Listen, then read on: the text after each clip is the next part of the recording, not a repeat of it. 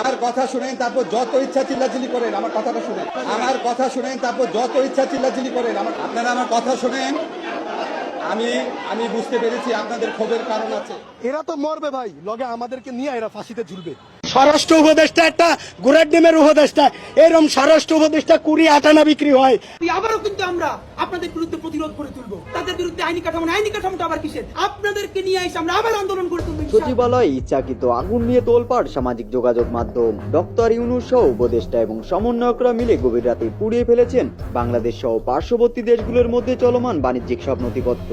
যে ঘটনার দোষারোপ দিতে চেয়েছিল শেখ হাসিনা সহ শেখ হাসিনা পুত্র সজীব অজিত জয়ের উপর, কিন্তু নিজেদের চক্রান্তের জালে জড়িয়ে পড়েছে নিজেরাই। 3টা তালায় আগুন লাগলো, যে 3টা তালায় তোমরা 3 মন্ত্রী বসো, বর্তমান 3 ধান্দাবাজ একসাথে, 3 বন্ধু একসাথে ধান্দাবাজি করে বেড়াও, 3টা একসাথে বসো। এখন আসিফ মাহমুদ, সজীব ভুঁইয়া ফেসবুকে পোস্ট করে যে আমরা আওয়ামী লীগের